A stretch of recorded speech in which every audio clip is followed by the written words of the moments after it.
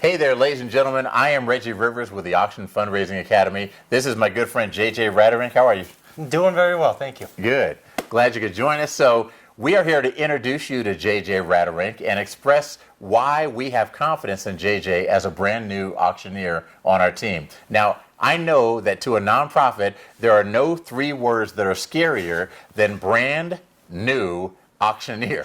You're thinking, hey, we can't work with a brand new auctioneer. I mean, our mission is too important. Our event is too important. We can't afford to gamble with this one opportunity we have a year to get all of our supporters in a room and raise money from them. And so we wanted to make this video to help you understand what this fundraising kickoff program that we started, what it means, and why we think you should have confidence in our opinion of JJ Raterink. So JJ, for the moment, I'm going to ask you to sit here and look pretty while I tell them a little bit about the history of the Auction Fundraising Academy. In 2013, I started off by myself. I did 7 auction events that year, and now we have 4 and now 5 auctioneers on our team. And the characteristic of all of our auctioneers is none of them started off as auctioneers when they joined our team.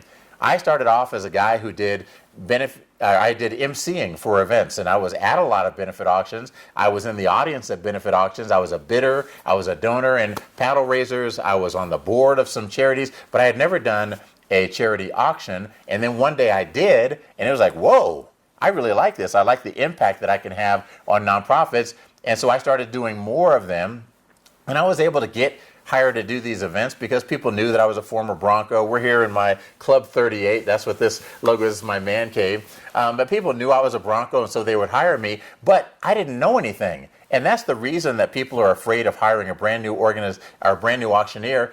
JJ, as a brand new auctioneer, doesn't know anything. I mean, look at this kid. He's dumb as a box of rocks.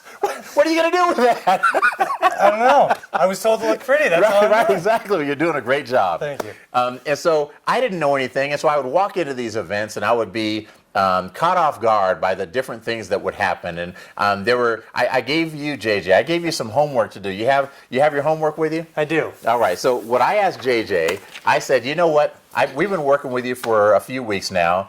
And basically what we're trying to train him is, what are the things you should be thinking about before you go do an event that most new auctioneers aren't thinking about? So what did you write down in your homework? Well, there was a lot of things that I started thinking about when we met, and just a few of note here are, what are the auction items, and are they appropriate for the audience? Right. How many different items are there, and can that audience support that many items? Very good. What is the best order to sell them once you determine what the items are? Right. Where should the starting bid be? Right. I know it's going to vary per item, but where do you take that baseline? What bidding increments should I use per item? Why does it matter what time in the event we do the fundraising? Good. It's a long event. You're not sure when you start that part of it.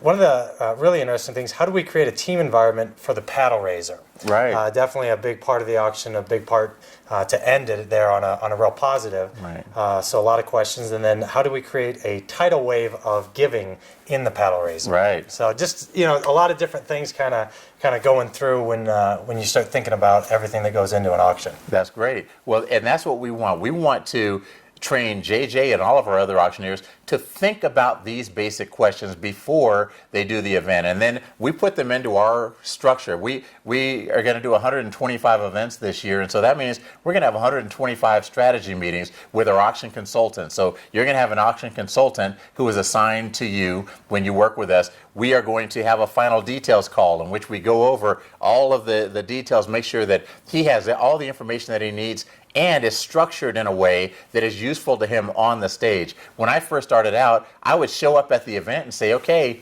what are your live auction items? Often I didn't even know what they were before I got there. Sometimes they would hand me a program and say, oh, they're all in there in the program. Sometimes they'd hand me a handwritten sheet of paper. It says, here's all of our live auction items. I started to realize that, I need more uniformity than that. I need to know what the restrictions are. I need to know the details about these trips. I need to know who donated it. I need to know if we can sell it more than once. And so now we have auction sheets, and we're going to have you filling out one sheet per item, or one item per sheet, so that when JJ gets on the stage, he knows everything he needs to know is on that sheet, and we train him. How do you go from simple things like, how do you go from this item is sold to move on to the next item. That it sounds simple, but until you get up there on the stage and you have to do it, it's like, oh, shoot. I don't quite know how to make this transition. We make sure that all of that stuff is covered. JJ, I want to ask you a question that is the most important question to me. Why do you want to be a benefit auctioneer? There are easier things that you could do in your life.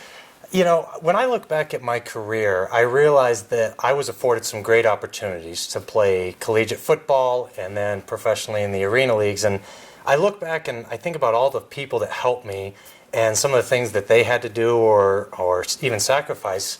And it made me really appreciate it. And I always told myself, if I ever get a chance to help somebody else or help other people by assisting in whatever way I can to reach some of their goals and kind of live through some of their dreams like I got to, I would jump at that opportunity. And so, you know, when this came about, I started thinking about it. I thought, is there really any better way to contribute to the community than helping raise money, helping stay in line with the objectives of what people are trying to do, but just give back as best I could. And this seemed like one of the best avenues to do that. Yeah, that's awesome. And that's really the biggest reason why you're such a good fit for our company is that we have made a conscious decision to recruit people who care about the community and want to make a difference in the world. Because I think to teach you how to do auctioneering is the easiest part of it. I can teach you the structure and of doing an auction, but it's hard to teach somebody to truly care. It's hard to teach somebody to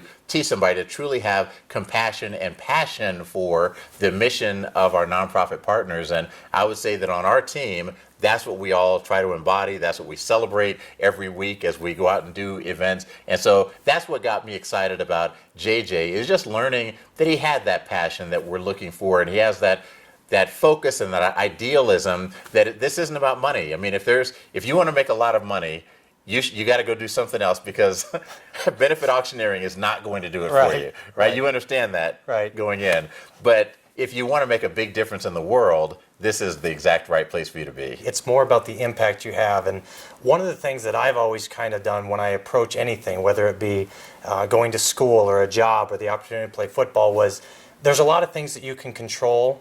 And one of the big things you want to do is you want to control what mark you leave behind, or what legacy, or what people say about you. And if that's your focal point, is to try and better other folks and better their opportunities and their lives, then I really think that you should take advantage of those opportunities as much as you can, because what really matters is when you leave a room or an organization, what mark have you left behind, and what do people say about you, and what have you left that's important to them? Yeah, that's awesome. And you'll discover as you get up in front of these audiences that you are the nonprofit. During that moment when you're on the stage, you represent that nonprofit, and the people who are in the audience, they're going to interact with you, and you're going to help the nonprofit raise the money that they need to raise. And it's a wonderful feeling to know that you help them in this way, and the audience can feel it from you. They can feel your sincerity or lack of sincerity. Right. So if you're not sincere and you get up there and you're just like, hey, this is just how I make my living, it's another day at work, let me just bust through this real quick, well, the audience will feel that and you won't get the results. When the audience feels that you have this genuine compassion and concern for the nonprofit, and you're up there as the representative of this nonprofit, they feel it. That's why we get excited about somebody like JJ. That's why all of the auctioneers on our team started off the way JJ is right now. We start with their passion, we start with their commitment, we train them on doing the auction stuff, we support you and them as they're being trained and getting into this. And from day one, JJ is going to be a great auctioneer for you. You're going to have a great result with him because he's the right kind of person. Thank you very much. You bet. Thank you.